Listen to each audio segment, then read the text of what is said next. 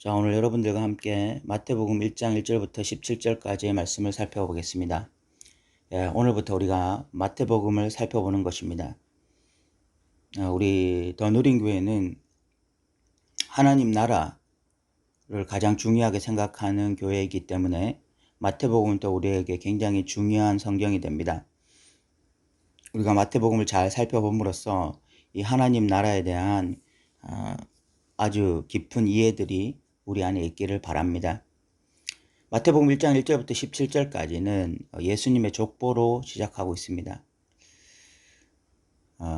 성경을 이제 마음먹고 읽기로 시작하고 신약부터 시작하는 사람들은 이 마태복음 1장 1절부터 17절까지를 읽으면서 굉장히 어려움을 느낄 것입니다. 읽으면서도 왜 읽고 있는지 모를 정도로 그렇게 어려움을 느끼면서 읽을 수가 있습니다. 그냥 참고 읽는 거예요. 어떤 의미를 찾는다라기보다는 그냥 억지로 일독을 하기 위해서 그냥 읽는 것이죠. 그런데 우리가 마태의 입장이 되어서 한번 생각해 보십시오. 마태가 이 마태복음을 기록할 때 첫 서두를 어떻게 시작할지에 대해서 분명히 엄청난 고민을 했을 것입니다. 아무렇지도 않게 아무 생각 없이 이렇게 족보로 시작하지는 않았을 것입니다. 분명히 많은 고민 가운데 이 족보로 시작했을 거예요.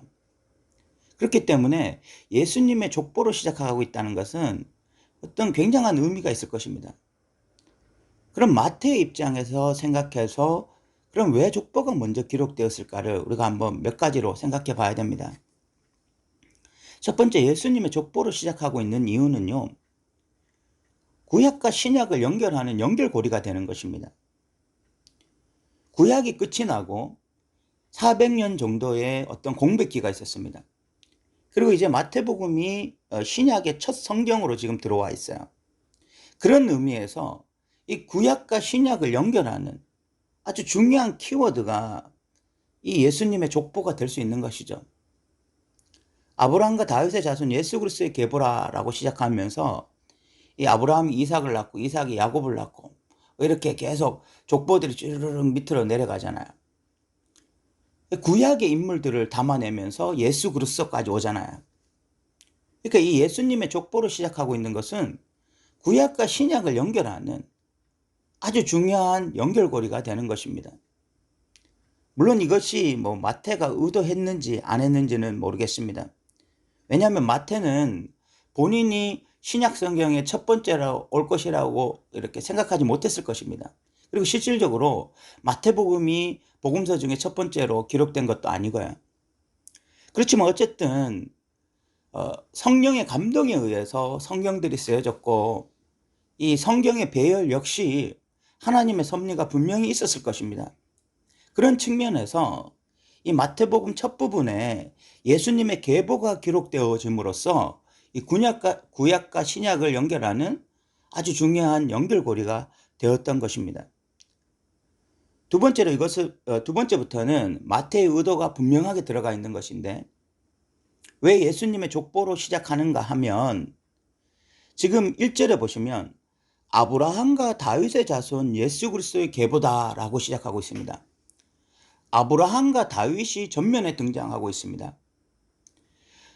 구약에는 중요한 인물들이 한둘이 아닙니다. 노아도 중요하고 모세도 중요하고 여호수아 중요한 인물들이 한둘이 아니에요. 그런데 왜 굳이 아브라함과 다윗 이 두 사람을 뽑았을까요? 그 이유는 이 지금 마태복음을 읽고 있는 주된 독자들이 유대인 그리스도인들이었습니다. 유대인들이었어요.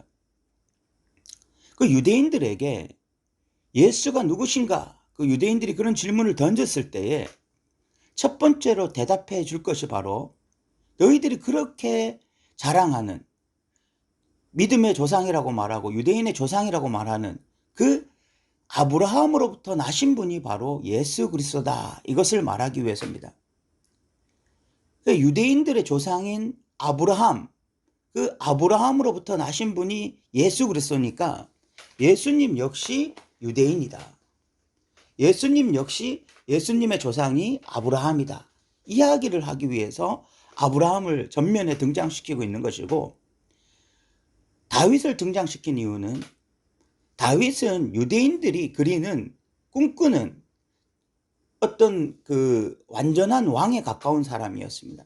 그러니까 유대인들이 늘 자랑하던 왕, 다시 오기를 원하는 왕, 그 왕이 바로 다윗이었습니다. 그런데 이 다윗을 전면에 등장시킴으로써 지금 너희들이 그렇게 꿈꾸던 왕이 바로 예수 그리스도다. 그러니까 아브라함과 다윗을 통해서 예수 역시 진정한 유대인이며 예수가 바로 너희들이 그렇게 꿈꾸던 왕이다. 그것을 말하기 위해서 지금 아브라함과 다윗의 자손 예수 그리스도의 계보다라고 시작하고 있는 것입니다. 그래서 이 아브라함의 족보는 예수가 유대인이라는 걸 드러내고, 다윗의 족보는 예수가 진짜 이 유대인들의 진정한 왕이시다라는 것을 드러내는 역할을 하는 것입니다. 세 번째, 이 예수님의 족보에는요, 여인들의 이름이 기록되어 있습니다. 이거 굉장히 특이한 것입니다. 왜냐하면 고대 사회에서 족보에 여인들의 이름이 들어가지가 않습니다. 족보는 남자들만이 기록되는 거예요. 그런데 예수님의 족보에는요, 여인들의 이름이 기록되어 있습니다.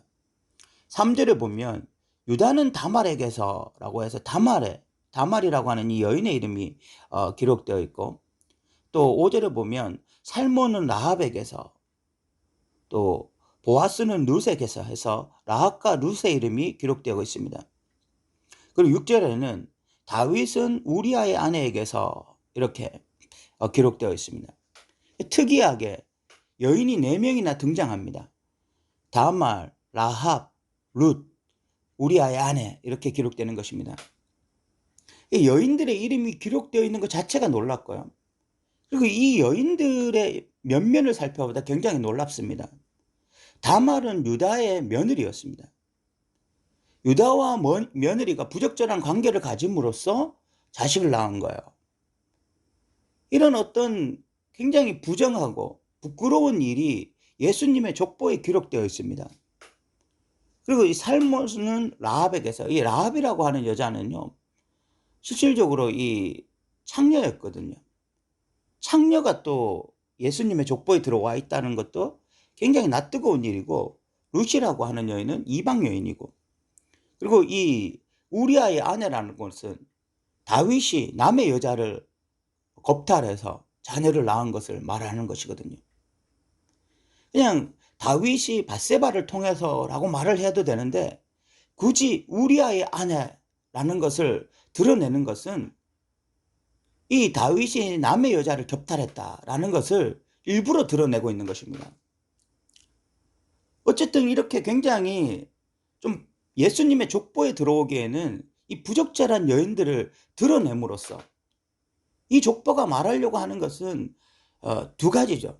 하나는 예수님께서 여인들을 위해서도 왔다. 남자뿐만이 아니라 여인들을 위해서도 오신 분이다. 또 하나는 예수님께서 부정하고 부끄럽고 연약한 사람들을 위해서 오신, 바로 죄인을 부르러 오신 분이시다. 죄인을 구원하러 오신 분이시다. 이런 것들을 드러내고 있는 것입니다. 마지막으로 이 예수님의 족보의 또 특징을 살펴보면 17절에 보면 그런즉 모든 대수가 아브라함부터 다윗까지 연례되어 다윗부터 바벨론으로 사로잡혀 갈 때까지 연례되어 바벨론으로 사로잡혀 간 후부터 그리스도까지 연례되다, 이렇게 말을 하고 있습니다. 그런데 실질적으로 이 말은 맞지 않는 말입니다.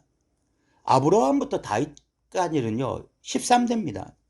그리고 다윗부터 바벨론까지는 실질적으로는 여기 지금 20대입니다.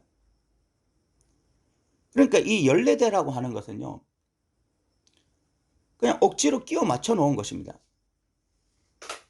성경이 1.1획도 틀린 것이 없다라고 생각하는 사람들에게 이런 본문은 굉장히 당황스러운 본문입니다. 그런데 이 글의 장르를 알고 나면 전혀 당황스러운 것이 아닙니다. 마태복음은요, 역사적 전기가 아닙니다. 그냥 있는 그대로 사실적으로 기록한 전기가 아니라는 것입니다. 여기에는 전기는 전기지만 인물 전기에 가깝고, 고대 어떤 그 마태가 살던 시대에 전기를 기록할 때는요, 그 사람 자체의 어떤 그 사건을 있는 그대로 기술하는 것을 전기라고 생각하지 않고 그 사람의 인물됨을 드러내는 데에 더 집중했습니다. 글쓰기 방식이 그랬어요. 우리가 그런 측면에서 이 17절을 이해해야 됩니다. 그러면 마태는 왜 의도적으로 14라는 것을 지금 강조하고 있을까? 우리가 그 부분을 생각해야 됩니다.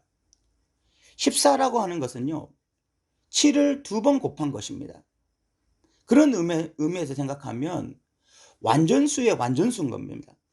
이 예수님의 족보가 완전하다, 완전하고 완전하다, 이런 뜻을 가질 수도 있고요.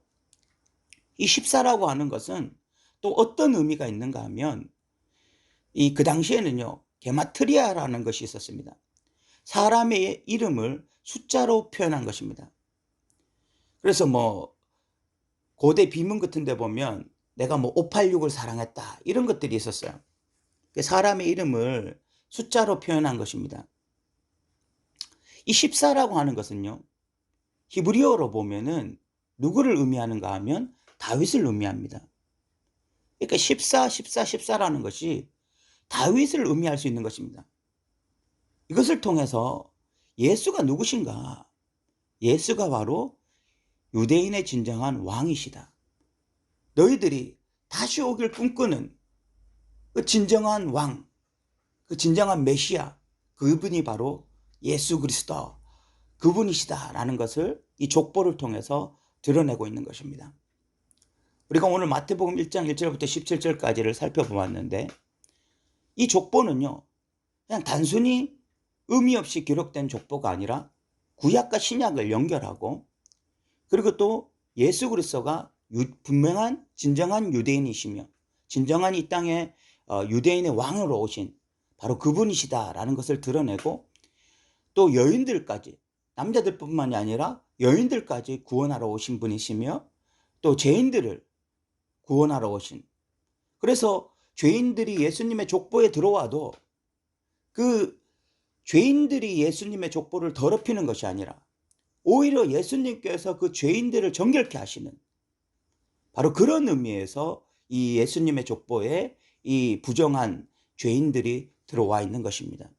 그리고 이 14, 14, 14라는 것은 예수님의 완전함을 드러내시고, 또 예수님이 이 땅에 올 진정한 왕, 유대인이 그렇게도 기다리던 바로 메시아다라는 것을 지금 드러내고 있는 것입니다. 오늘 우리 첫 번째로 마태복음 1장 1절부터 17절까지를 우리가 살펴봤는데, 여러분 오늘 들어주셔서 감사합니다.